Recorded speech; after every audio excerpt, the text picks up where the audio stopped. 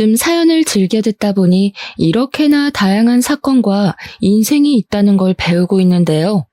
밝게 웃으며 살고 있는 사람도 그 마음속에는 어떤 아픔을 감추고 있을지 아무도 모를 수 있는 것 같아요. 저 같은 경우도 어릴 때부터 순탄하지 않은 인생을 살았지만 많은 분들이 부모님의 사랑을 듬뿍 받고 자랐을 것 같다는 말을 많이 해주시더라고요. 분명 가슴 아픈 일도 있었지만 누구보다도 긍정적으로 살아가려는 모습을 좋게 봐주시는 것 같아요. 하지만 저의 이야기를 들으신다면 기가 막히다고 깜짝 놀라실 거라고 생각해요. 한번 들어봐 주시겠어요? 저는 고등학생 때까지 어머니와 단둘이 살았어요. 제가 아기일 때 부모님이 이혼하시고 아버지는 집을 나가신 뒤로 한 번도 만난 적은 없죠. 어머니는 아버지에 대한 이야기를 거의 하지 않으셨지만 두 분의 사이가 좋지 않고 정말 원망하신다는 느낌을 많이 받았답니다. 그리고 어머니는 제가 어릴 때부터 몸도 많이 아프시고 우울증도 있으셨기에 더더욱 아버지에 대해 물어보지 못했죠.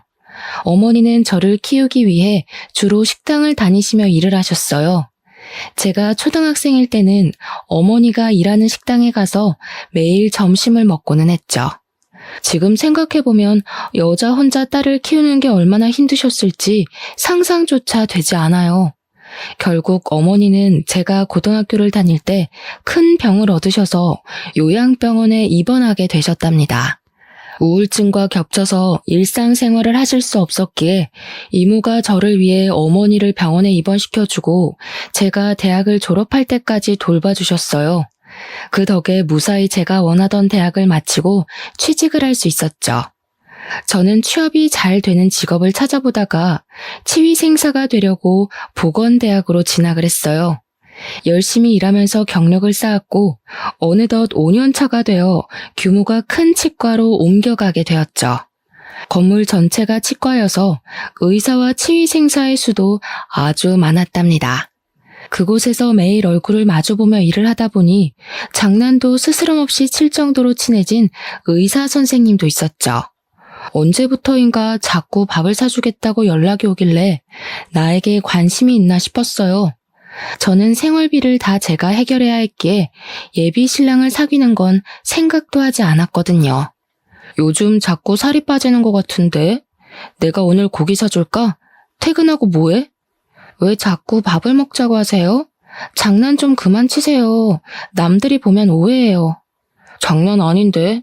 당연히 관심 있어서 그러는 거지. 오늘 데이트하자. 그렇게 우리는 직원들 몰래 사귀는 사이가 되었답니다. 예비 신랑은 제가 생각했던 것보다 저를 잘 챙겨주고 다정한 사람이었어요. 사귄 지 1년 정도 되었을 때 예비 신랑이 프로포즈를 하는 게 아니겠어요? 사실 정말 기뻤지만 현실을 생각하지 않을 수 없었죠. 제 형편과는 차이가 많이 날 게 뻔했고 예비 신랑 부모님이 당연히 허락 안 할 거라는 걸 알 수 있었기에 전 프로포즈를 거절했어요. 하지만 예비 신랑은 다 알아서 할 테니 걱정 말라면서 저를 집으로 끌고 가다시피 했답니다. 예비 신랑 집은 서울 중심가에 있는 유려한 주택가 집 중에 하나였어요. 저는 이런 곳은 드라마에서나 봤지 직접 오게 될 줄은 상상도 못했거든요. 원룸에 사는 제 처지와 너무 차이가 나서 발이 떨어지지 않더라고요. 그렇게 예비 신랑 어머니를 처음 만나게 되었죠. 중년이라고는 볼 수 없게 날씬하고 피부도 광이 나더라고요. 옷 스타일도 아주 화려하고 관리를 정말 잘하신 것 같았어요. 아버지는 소파에 앉아 저를 바라보고 있었는데 사업을 하셔서 그런지 아주 냉철해 보이시더라고요. 역시나 어머니는 저를 보자마자 반대를 하셨답니다. 같은 병원에서 일한다고요? 듣기로는 어머님과 산다고 그러던데 아버지는 왜 안 계신 건데? 돌아가셨어? 부모님이 제가 아기일 때 이혼을 하셨어요. 어머니와 쭉 살다가 오래전부터 아프셔서 지금은 병원에 계세요. 시모는 저를 한심한 눈으로 보며 쯧쯧 혀를 차더라고요. 저는 어찌할 바를 몰라서 바닥만 쳐다보고 있었는데 예비 신랑이 전화가 와서 2층으로 올라갔답니다. 예비 신랑이 사라지는 걸 본 시모가 갑자기 소리를 빽 질렀어요. 야, 내가 너 같은 애 딱 보면 견적이 나와. 너 신분 상승해보려고 우리 아들 일부러 꼬신 거잖아. 얼굴은 순진하게 생겨가지고 아주 꽃뱀아니야 이거. 내 아들이 한 번만 만나달라고 해서 어쩔 수 없이 봤더니 역시나. 제 상황이 많이 기우는 건 알지만 저도 지금껏 열심히 공부하고 일하면서 제 나름대로 잘 살아왔다고 생각해요. 신분 상승이라뇨. 말씀이 심하시네요. 이거 봐. 어른한테 말 따박따박 하는 게 보통 내기는 아니야. 야, 진짜 아무것도 모르는 애들 같으면 이럴 때 아무 말도 못해. 너는 아주 되바라졌구나. 결혼은 절대 안 돼. 저도 시부모님 사랑받고 살고 싶지 이렇게 처음부터 반대하는 결혼하고 싶지 않습니다. 그럼 가보겠습니다.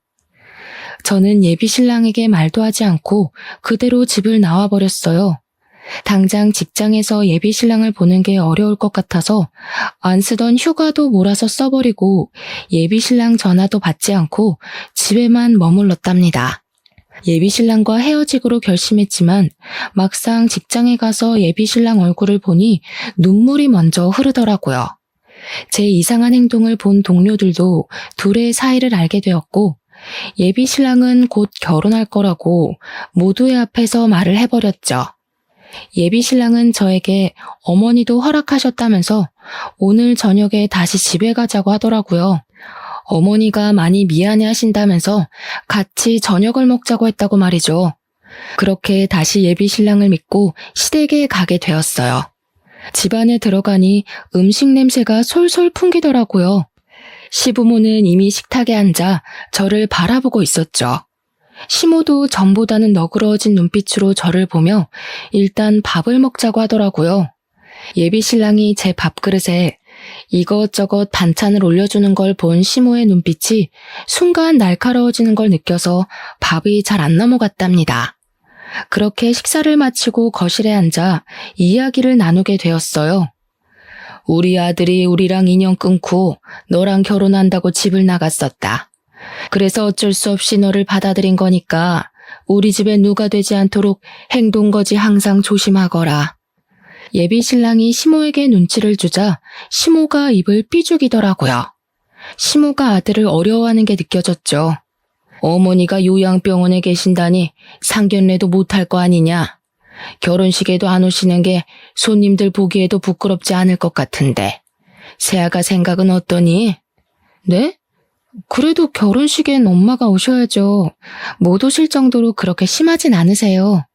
나는 우리 아들 하나뿐이라 미래에 어떤 아가씨가 결혼을 하게 될지 기대를 참 많이 했다. 내 친구들도 다 남부럽지 않게 살아서 혼수를 어느 정도로 해오는지도 대충 알고 있고 너는 혼수를 얼마로 생각하고 있니? 죄송한 얘긴데 월급 받아서 생활하고 엄마 병원비도 내야 하다 보니 제가 모아둔 돈이 별로 없어요. 열심히 모은다고 모은 게 3천만 원 정도예요. 뭐? 3천? 그걸 어디 코에 붙여? 그릇 세트도 못 살 돈으로? 아휴, 이런 애랑 결혼을 시켜야 된다니 친척분들 보기에 창피해서 어쩌면 좋아. 아주 사기 결혼 당했다고 하겠어. 어머니, 그런 식으로 말씀하지 말라고 했죠. 우리 집도 처음부터 돈이 많았던 건 아니잖아요. 계속 이러면 저 결혼하면 어머니하고 연 끊을 수도 있어요. 아니, 너무 차이가 나서 속상해서 그렇지. 그럼 일단 결혼식은 좀 미루고 집에 들어와서 살림도 좀 배우고 집안 가풍도 좀 익히는 건 어떠니? 가정교육은 제대로 받았는지 내가 확인해봐야 할 거 아니니? 앞으로 같이 살면서 나한테 좀 배우고 됐다 싶으면 내가 아주 대단하게 식 올려주마. 그럼 일도 관두라는 말씀이세요? 전 계속 일하고 싶은데요. 그깟게 뭔 대단한 일이라고 계속 한다고 난리야. 결혼하고 싶으면 당장 관둬. 우리 아들 망신시킬 일 있어? 집에 들어와서 제대로 배우기나 해. 저는 그렇게 직장을 관두고 시댁으로 들어가게 되었어요. 이모가 가까이 사셔서 남편과 이모만 한 번 만나고 결혼식을 곧 올릴 거라고만 말해두었죠. 이모가 걱정을 하셔서 엄마에겐 말하지 말고 일단 기다려달라고 부탁을 드렸답니다. 저는 매일 새벽 6시에 일어나서 아침 식사를 준비해야 했는데요. 원래 일하는 분이 계셨는데 제가 들어오고 인수인계식으로 저에게 이것저것 설명을 해주시고는 다음 날부터 관두셨더라고요. 저는 졸지의 시댁에 들어온 다음 날부터 제가 요리며 청소며 모든 집안일을 다 하게 된 것이죠. 시부와 남편이 출근한 뒤에 시모가 저를 부르더라고요. 그런데 옆에 낯선 여자가 같이 앉아 있었어요. 오늘 아침은 너무 짜더라. 시아버지는 짠 거 싫어하시니까 앞으로 조심하도록 해. 이쪽은 내 비서야. 앞으로 매일 볼 테니까 깍듯하게 잘 모시도록 해. 앞으로 가족같이 잘 지내봐요. 빈손으로 시집 왔다길래 기대했는데 생각보다 얼굴이 너무 별로다. 내가 말했잖아. 너보다도 인물이 한참 떨어진다고. 도대체 우리 아들을 어떻게 구워 삶았는지 원. 둘이 있을 때 써먹는 기술이 있나 보죠 뭐. 보통 저렇게 생긴 애들이 여우들이 많더라고요. 어머니 말씀이 너무 심하시네요. 비서님도 앞으로 자주 뵐 텐데 초면에 하실 말은 아닌 것 같네요. 말 대답하지 말랬지. 아직 식도 안 올렸는데 어머니란 말이 저렇게 잘 나올까. 그리고 혼인신고는 결혼식 한 뒤에 하는 걸로 해. 그게 무슨 말씀이세요? 다음 주에 가서 신고하기로 했는데요. 야, 아직 식도 안 올렸는데 무슨 혼인신고야. 요즘 젊은 애들은 살아보고 몇 년 뒤에 하는 애들도 많다는데 넌 뭐가 그렇게 급하니? 네 남편한테 잘 말해서 당장은 하지 마. 알아들어? 너 나 몰래 하고 오기만 해. 비서라는 여자는 저를 처음 볼 때부터 자기 아랫사람 부리듯이 대하더라고요. 전업주부인 시모가 왜 비서가 필요한지는 몰라도 딱히 하는 일도 없어 보였어요. 매일 오는 것도 아니고 일주일에 3일 정도 낮에만 오는데 보통 수다를 떨다가 가거나 같이 백화점에 가는 것 같더라고요.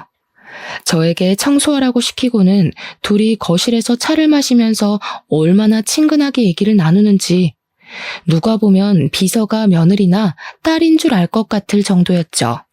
오늘은 계절 바뀌기 전에 커튼 싹 다 떼서 빨아라. 창고방 가면 새 커튼 있어. 그것도 먼지 싹 털어서 달아놓고. 천장이 너무 높아서 제가 바꿔 달긴 힘들 것 같은데 주말에 재우 씨랑 같이 하면 안 될까요? 뭐? 니까짓게 우리 아들이랑 결혼했다고 같은 급인 것 같아? 감히 의사한테 그딴 일을 시켜? 내가 너랑 커튼 빨라고 우리 아들 의사 만든지 알아? 당장 다 떼. 창고에 사다리 있잖아. 키가 평균보다 작아서 사다리 올라가도 손이 닿을까 몰라? 남들 클 때 뭐 했어요? 거기서 그렇게 가정부 보듯이 보고 있지 말고 그럼 키 큰 비서분께서 좀 도와서 같이 해주면 되겠네요. 내가 왜요? 사모님이 나한테 시킨 일이 아니잖아요. 그쪽이 나한테 이래라 저래라 해도 되는 처지가 아니에요. 어쩜 그렇게 눈치가 없을까? 저는 둘 사이에서 치이다가 결국 혼자 커튼을 달기로 했는데요. 그 후 저는 정신을 잃었답니다. 사다리가 흔들려서 제가 떨어져 버렸거든요. 정신을 차려보니 거실 바닥에 대자로 뻗어 있더라고요. 시모와 비서가 저를 무슨 동물원의 원숭이 보듯이 내려다보고 있었어요.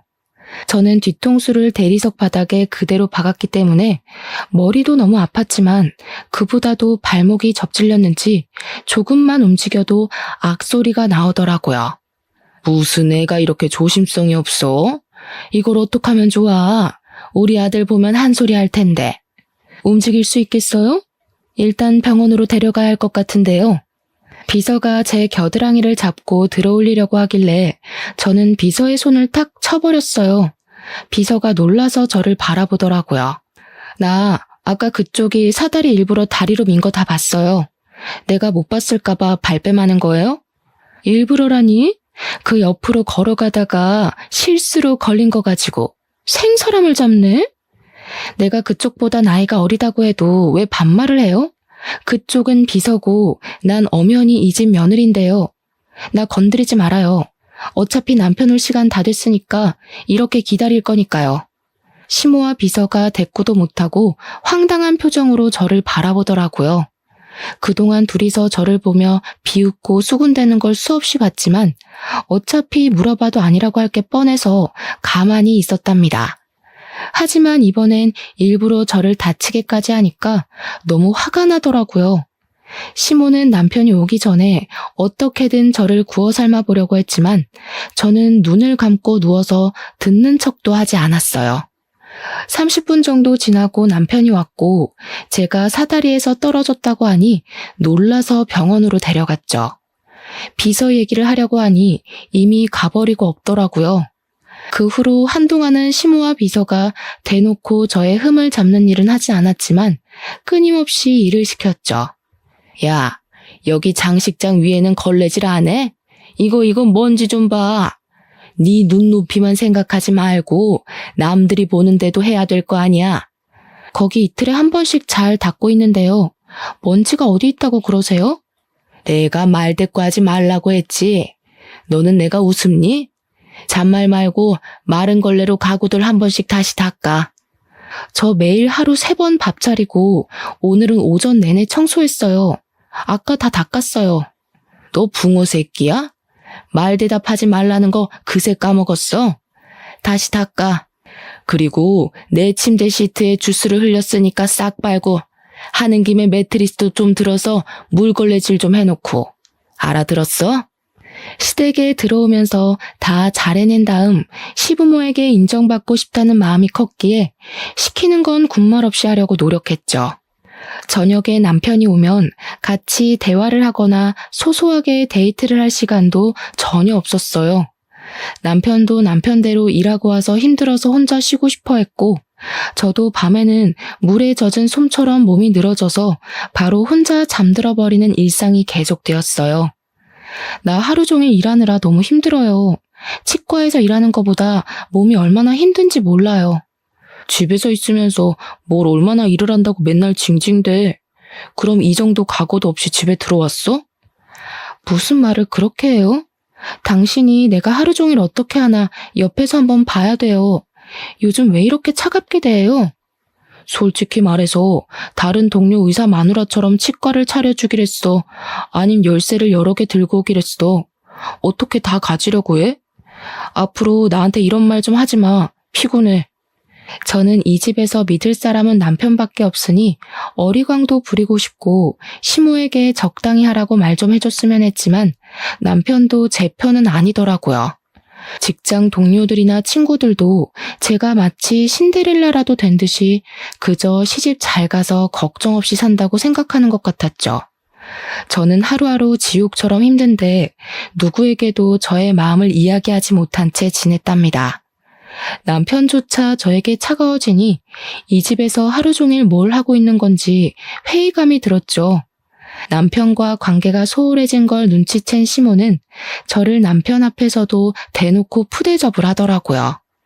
언제부턴가 몸이 너무 처지고 졸려서 침대에서 일어날 수가 없을 정도로 컨디션이 좋지 않았어요.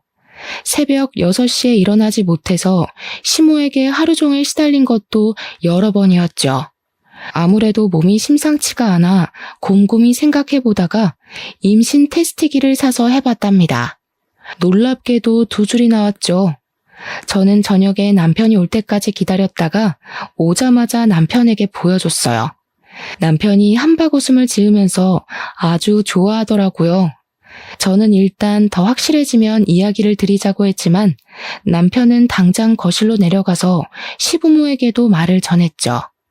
항상 별다른 말을 하지 않았던 시부가 처음으로 고생했다고 한마디를 해주더라고요. 거기에 비해 시모는 아주 떨떠름한 표정을 감추지 않더라고요. 이제 아기도 태어날 거니까 시간 내서 얼른 혼인신고하자. 매일 집에 있으면서 뭐가 그렇게 바쁘다고 혼인신고를 미뤄? 아직 산부인과도 안 가봤는데 왜 이리 난리야? 요즘엔 혼인신고도 다 천천히 한다더라. 뭘 그렇게 서두르니? 몸 무거워지기 전에 하는 게 낫죠. 설마 어머니가 혼인신고하지 말라고 한 건 아니죠? 어머, 얘는 무슨 소리야? 나도 몇 번이나 언제 할 거냐고 새아가한테 물어봤었어. 그치? 저는 남편만 옆에 있으면 상냥해지는 시무를 보면서 사실을 말할까 했지만 더 분란을 만들고 싶지 않아 그냥 입을 닫고 있었죠. 시부가 신고하라고 한마디를 하고 방으로 가버리니까 시모가 입을 삐죽 내밀더라고요. 그렇게 정식으로 혼인신고를 마쳤고 아기도 생기니 드디어 이 집안의 가족으로 인정받은 기분이 들더라고요. 산부인과에 갔더니 임신 5주차라고 하면서 초기엔 아주 조심해야 한다고 했죠. 시모도 앞으로는 새벽에 일어나지 말고 아침 식사는 간단하게 하자고 남편 앞에서 아주 부드러운 목소리로 말을 하더라고요. 그래서 임신을 했으니 저를 좀 더 배려해 줄 거라는 기대를 잠시 했었답니다. 하지만 남편이 출근하고 난 뒤부터 저를 더욱 괴롭히기 시작했어요. 자꾸 가구를 들어서 옮기는 걸 시키거나 무거운 택배를 가져오라고 자꾸 시키더라고요. 제가 힘들어서 못하겠다고 하면 임신한 걸로 유세 떤다고 소리를 빽 질러댔답니다. 어느 날은 친목 모임을 집에서 하기로 했다면서 10명이 올 테니까 한정식 느낌으로 저녁을 차리라는 거예요. 그러면서 메뉴를 쫙 적어서 제 앞에 던지더라고요. 겉절이까지 담그라고요? 어머니, 저 지금 입덧해서 음식 냄새도 못 맡는 거 아시잖아요. 그래서 지금 못하겠다는 거야? 내 친구들 앞에서 나 개망신 주겠다 이거야? 그게 아니라 저 혼자 이 많은 메뉴를 어떻게 해요? 제가 음식을 잘하는 것도 아니고요. 한정식 집에서 제가 음식을 사오는 건 어떨까요? 야, 이게 아주 잔머리만 팍팍 돌아가가지고 너 결혼하기 전에 약속한 거 잊었어? 내가 됐다고 할 때까지 나한테 살림 배운다고 했지? 임신해서 혼인신고까지 했다고 이제 다 끝난 것 같아? 말도 안 들어 처먹겠다는 거야 이제? 어머니, 왜 그렇게 말씀을 하세요? 제가 입덧해서 밥도 못 먹고 있는데 저 좀 배려해 주시면 안 되겠어요? 누구네 안 낳아봤어? 나는 임신한 몸으로 매일을 시장까지 걸어가서 장사도 했었어. 난 내 친구들한테 우리 집으로 오라고 얘기 다 해놨으니까 나 망신 주고 싶으면 네 마음대로 해. 제대로 안 해서 우리 집안 욕 보이면 너 머리털 다 뽑힐 줄 알아? 저는 여태껏 살면서 이런 막말을 들어본 게 시모가 처음이었답니다. 너무 서러워서 방에 들어와 꺽꺽대며 울어봐도 마음이 풀리지가 않더라고요. 시간은 계속 가고 어찌할 바를 모르다가 결국 장을 한가득 봐서 돌아왔죠. 집에 와보니 어느새 비서가 와서 시모와 소곤대며 얘기를 하고 있더라고요. 저를 보고는 아는 척도 하지 않고 고개를 휙 돌려버렸어요. 저도 딱히 대꾸할 마음이 들지 않아 주방으로 자리를 옮겼죠. 혼자 몇 시간을 계속 서서 요리를 하니 밑이 빠지는 기분이 들고 너무 힘들었어요. 넌 어떻게 볼 때마다 앉아있니? 이렇게 농땡이 피워서 언제 다 하려고? 지금 방금 앉았어요. 배가 너무 뭉친 것 같아서. 조금만 쉬었다 할게요. 몇 개월이나 됐다고 배가 뭉쳐? 누가 보면 아주 만삭인 줄 알겠네. 당장 못 일어나? 저는 될 수 있으면 쪼그렸다 앉기를 하지 않으려고 노력했지만 마음대로 되지 않더라고요. 대야에 겉절이를 담그다 보니 자꾸 앉았다 섰다를 반복하게 되었죠. 저녁 시간은 다가오고 몸은 점점 땅으로 꺼지는 것 같고 머리는 띵해지기 시작했어요. 어느 순간 저도 모르게 주저앉아 버렸는데 배가 너무너무 아프고 식은땀이 나기 시작했어요. 어느 순간 저도 모르게 주저앉아 버렸는데 배가 너무너무 아프고 식은땀이 나기 시작했어요. 저는 마지막 힘을 쥐어짜서 방으로 천천히 걸어갔답니다. 뒤에서 시모가 뭐라고 소리를 질렀지만 귀에 들어오지도 않았죠. 방문을 걸어 잠그고 침대에 가서 그대로 엎어졌어요. 배의 통증이 좀 가라앉고 나자 상황 파악이 되더라고요. 저는 얼른 남편에게 전화해서 하혈을 하고 있다고 집으로 빨리 오라고 했죠. 얼마 지나지 않아 남편이 와서 저를 둘러엎고 병원으로 향했어요. 나가면서 시모를 스쳐갔는데 얼굴이 하얗게 돼서 저를 보고 있더라고요. 믿을 수 없게도 저는 소중한 생명을 떠나보내게 되었어요. 며칠 전까지만 해도 심장이 건강하게 뛴다는 걸 보고 왔었는데 말이죠. 의사도 최근에 무리한 적이 있냐고 물어보더라고요. 저는 시모의 꼭두각시처럼 시키는 일을 억지로 해왔던 제 자신이 너무 밉고 한심해서 눈물이 나왔어요. 나에게 찾아온 생명을 지키지 못했다는 죄책감에 눈물이 하염없이 흘렀답니다. 그만 울어, 괜찮아. 초기엔 그럴 수 있어. 아직 젊으니까 금방 다시 아기 가질 수 있어. 내가 아기만 생각했어야 되는데 다 내 잘못이에요. 우리 아기 불쌍해서 어떡해. 지금은 얼른 몸 회복하는 데만 신경 써. 이제 그만 울고 좀 쉬어. 저는 수술을 받고 며칠간 입원을 해야 했어요. 남편은 아침까지 있다가 출근한다고 자리를 비웠답니다. 그때 어떻게 알고 찾아왔는지 시모가 입원실 문을 열고 들어오더라고요. 저는 두 사람을 보자마자 너무 화가 나서 입술이 바르르 떨릴 정도였답니다. 예, 좀 괜찮니? 몸이 그렇게 약해서 어디다 쓰니? 이왕 이렇게 된 거 좋게 생각해야지 어쩌겠니?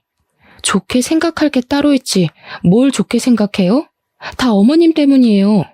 우리 아기 잘못된 거 다 어머니 탓이라고요. 어떡할 거예요?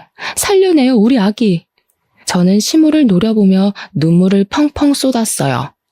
제가 이렇게 나올 줄은 몰랐는지 시모의 눈빛이 약간 흔들리더라고요. 아니, 이게 왜 내 탓이야? 내가 뭘 했다고? 네 몸 간수는 네가 잘해야지. 어디서 뺨 맞고 와서 화풀이야? 너 우리 아들한테 이딴 소리 꺼내기만 해. 가만 안 둘 테니까. 뭐라고요? 사람이 할 말이 있고 못할 말이 있는 거지. 나한테 이렇게 대한 거 언젠가 다 돌려받을 거예요. 당장 나가요. 꼴도 보기 싫어요. 저는 시모를 향해 악을 썼어요. 제가 눈물 범벅이 된 얼굴로 계속 소리를 지르자 사람들이 무슨 일인가 하고 병실 안을 기웃대더라고요. 시모가 창피했는지 얼굴을 살짝 가리고는 문을 쾅 닫고 나가버렸답니다. 곧이어 이모에게서 전화가 왔어요. 우리 조카가 오랜만에 전화했네. 잘 지내고 있어? 별일 없고. 아니, 너 지금 우는 거야? 왜 울어? 이모, 나 여기 병원이에요. 아기가, 내가 잘못해서 아기가, 내 잘못이 크지. 시모가 시키는 대로 다 하면 안 되는 거였는데 내가 너무 미련해서 그래. 뭐? 그 옆에 내가 얼마나 또 괴롭혔길래 아기가 잘못돼? 내가 이번엔 절대로 그냥 못 넘어가겠다. 너네 엄마한테 말을 해야 되겠어. 안 돼요. 가뜩이나 엄마도 아픈데 나까지 걱정하게 하면 안 돼. 말하지 마세요. 네 엄마도 알 건 알아야지. 네 엄마랑 같이 병원에 갈 테니까 기다리고 있어. 저는 엄마에게 짐이 되기 싫다고 말하지 말라고 했지만 이모는 엄마에게도 이미 대부분 일을 이야기했었고 엄마는 예전보다 건강도 많이 좋아져서 산책도 오래 할 수 있는 정도라고 하더라고요. 그러고는 정말 다음 날 엄마와 이모가 병원으로 찾아오셨어요. 아이고 이거사, 힘들면 엄마한테 말을 해야지 바보같이 왜 혼자 참고 있어. 얘가 어릴 때부터 힘든 거 내색 안 하고 혼자 끙끙 앓았잖아. 언니 걱정한다고.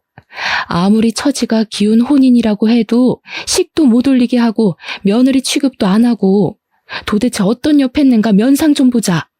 그래, 바보처럼 울고만 있지 말고 당장 연락해. 네 시모랑 내가 오늘 단판을 지을 거니까 당장 오라고 해. 남의 귀한 딸한테 도대체 무슨 짓을 한 거야, 이 망할 옆에 내가. 그때 마침 마치 짠 것처럼 시모가 문을 확 열어젖히고 들어오더라고요. 비서도 뒤따라 들어왔는데 딱 보니 어제 일로 저에게 화풀이를 하려고 온 것 같았답니다. 시모가 저를 노려보며 침대로 다가오다가 친정어머니와 눈이 딱 마주쳤어요. 순간 정적이 일더니 두 사람이 가만히 서로를 바라봤죠.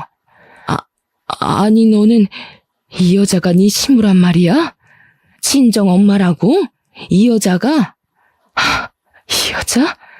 너 그년 맞지?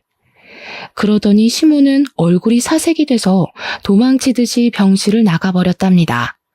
옆에 있던 비서는 영문도 모르고 같이 달려가더라고요. 저는 엄마에게 무슨 일이냐고 물어봤는데 엄마는 한참 동안 아무 말이 없으셨어요. 큰 충격을 받은 것처럼 손을 벌벌 떨고 계시더라고요.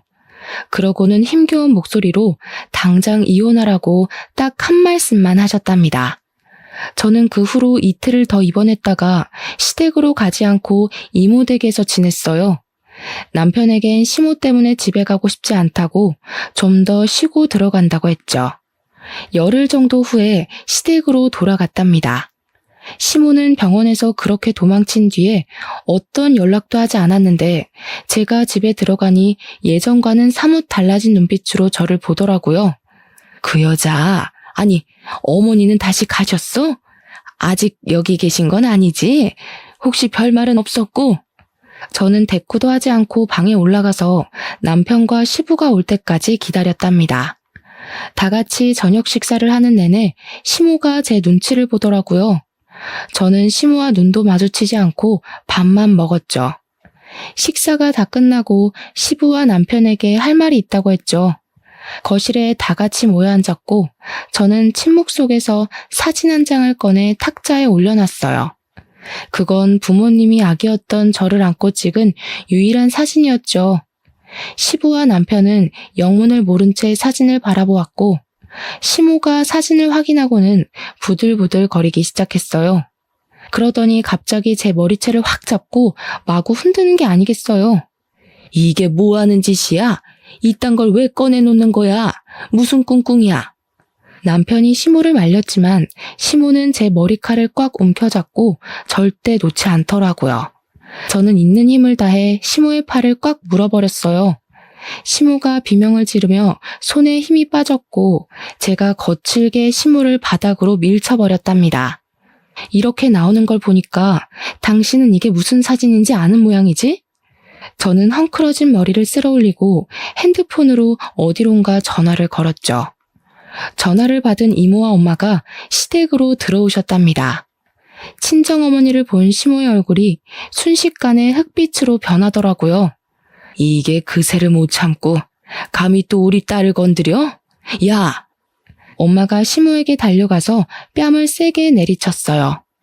이모가 바로 시모의 머리채를 잡고 거칠게 흔들기 시작했죠. 이모는 아무런 저항도 못하고 눈을 질끈 감고 있더라고요.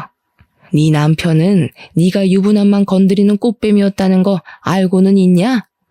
뭐 눈엔 뭐만 보인다고. 네가 감히 우리 딸을 꽃뱀 취급했다 이거지? 이 여편네가 정신 나갔나? 무슨 말도 안 되는 소리를 하고 있어. 여보, 가만히 있으면 어떡해요? 이 사람들 다 쫓아내요. 네가 내 남편이랑 바람이 나서 기어이 이혼시킨 바람에 우리 딸이 아비가 없는 거지. 다 네 탓이면서 우리 딸을 구박해?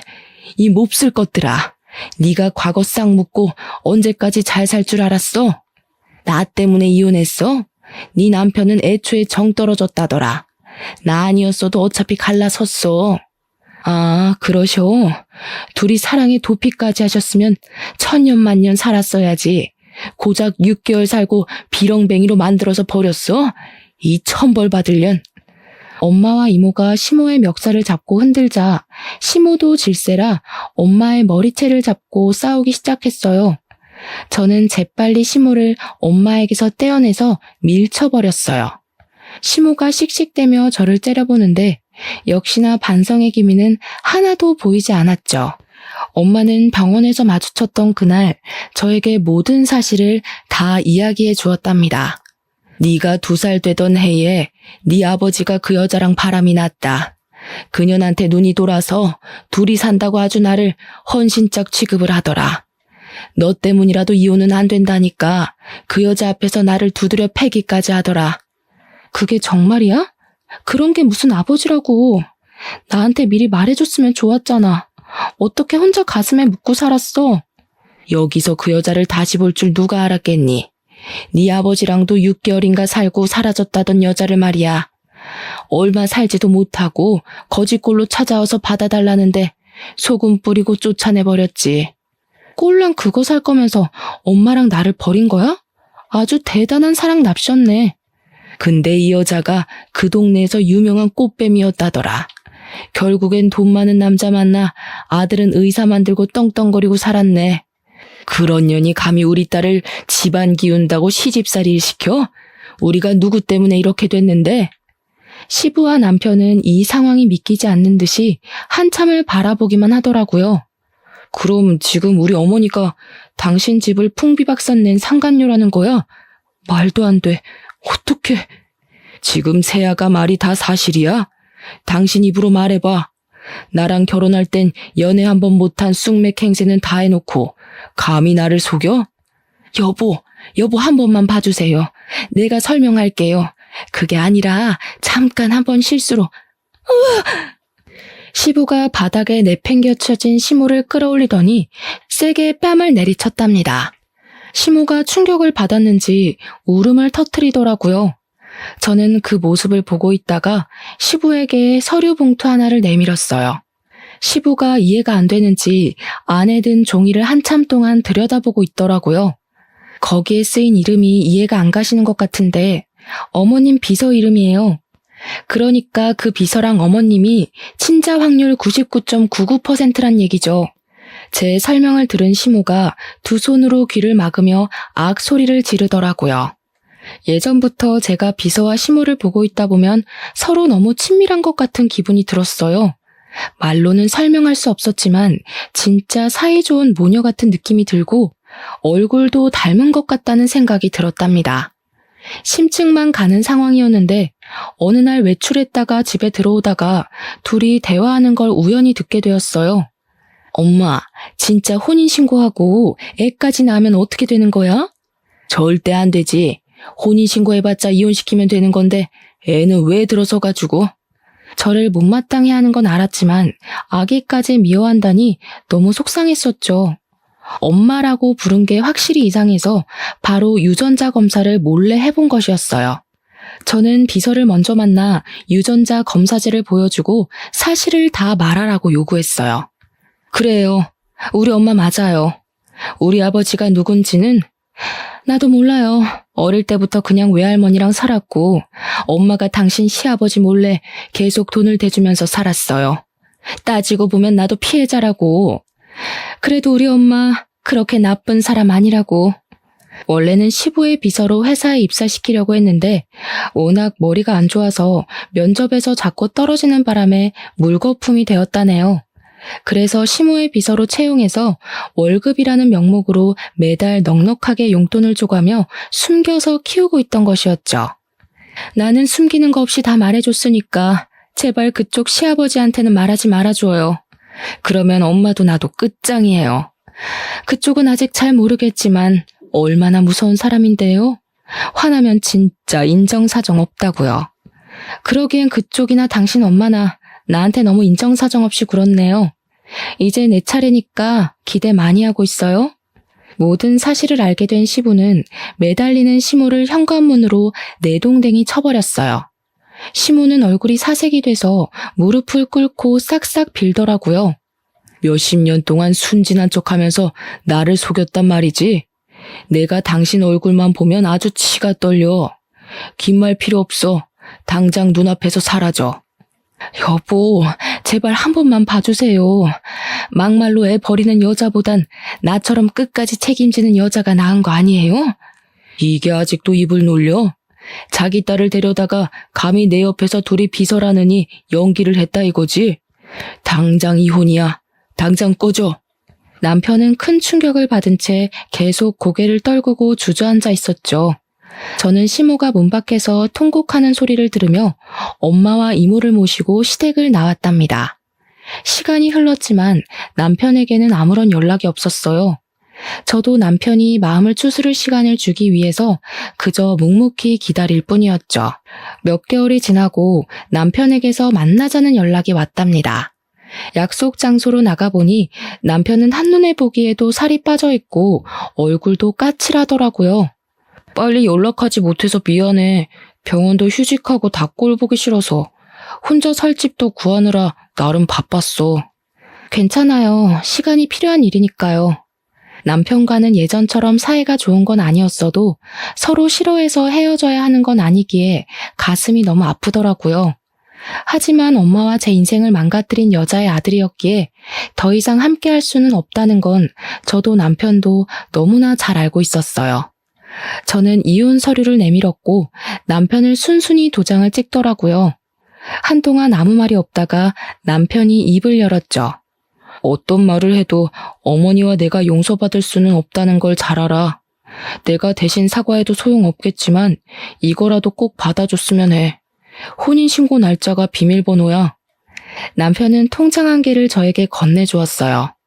통장을 열어보니 20억이 찍혀 있더라고요. 저는 놀라서 얼른 남편에게 돌려주었죠. 내가 이렇게 큰 돈을 왜 받아요? 돈 많다고 다 돈으로 해결하겠다는 거예요? 그게 아니야. 네가 부모님과 누렸어야 할 행복과 지난 세월을 어떻게든 보상하고 싶어서 그래. 이래야 내가 너랑 헤어질 수 있을 것 같아. 저는 계속 거절했고 남편과 실랑이를 벌이고 있었어요. 그때였죠. 어디서 나타났는지 시모가 나타나서는 시모가 통장을 제 손에서 탁 뺏어가는 게 아니겠어요? 남편의 얼굴이 일그러지면서 시모의 손에서 억지로 통장을 빼앗았어요. 시모가 안 뺏기려고 버둥거렸지만 남편이 시모를 바닥으로 밀쳐버렸답니다. 도대체 왜 얘한테 그 돈을 줘야 되니? 네가 여자의 정신 나가도 단단히 나갔구나. 엄마가 살려달라고 아버지 좀 설득해달라고 그렇게 애원을 해도 쳐다보지도 않더니 다 너 때문이야. 네가 나타나서 이 사달이 났어. 눈이 벌개진 시모가 제 머리채를 잡으려고 달려들더라고요. 저는 얼른 옆으로 비켜섰고 시모는 그대로 앞으로 고꾸라져 버렸죠. 아직도 자기가 무슨 짓을 저질렀는지 파악도 못하고 또 다 내 탓으로 돌리려는 걸 보니 사람 되긴 글렀네요. 당신 같은 인간한테서 태어난 사람만 불쌍할 뿐이네요. 당신이 내 인생을 망친 거지. 이 불려우 같은 거 처음 봤을 때부터 느낌이 안 좋더라니. 그때 어떻게든 결혼을 말렸어야 되는 건데 아이고 말년에 이게 무슨 신세야. 시모는 커피숍에 주저앉아 꺽꺽 울면서 소란을 피우더라고요. 아직까지도 자신이 저지른 일을 반성조차 하지 않는 모습에 기가 찼죠. 통장 가져갈게요. 당신 어머니 하는 걸 보니 내가 이 돈을 꼭 받아야 할 것 같네요. 잘 쓸게요. 저는 시모 쪽은 쳐다보지도 않고 통장을 챙겨 밖으로 나갔어요. 이제 진짜 남편과 마지막이라고 생각하니 눈물이 나더라고요. 커피숍 쪽에서 시끄러운 소리가 들려 뒤돌아보니 남편이 거칠게 문을 열고 나가고 그 뒤를 시모가 고래고래 소리를 지르며 쫓아가더라고요. 그 모습을 마지막으로 다시는 두 사람을 만나지 않았고 합의 이혼으로 남편과의 인연을 정리하게 되었죠. 그 후로 1년 정도 시간이 흐르고 어느 날 전 남편으로부터 한 번 연락이 왔더라고요. 오랜만이야. 알릴까 말까 고민했는데 어머니 일주일 전에 돌아가셨어. 부담 가질까봐 장례 다 치르고 전화했어. 세상에, 갑자기 어떻게 된 거예요? 매일 아버지 집 앞에 서 있다가 차에 치여서 사고가 크게 났었어. 하필 비가 많이 온 날이라 발견을 늦게 하기도 했고.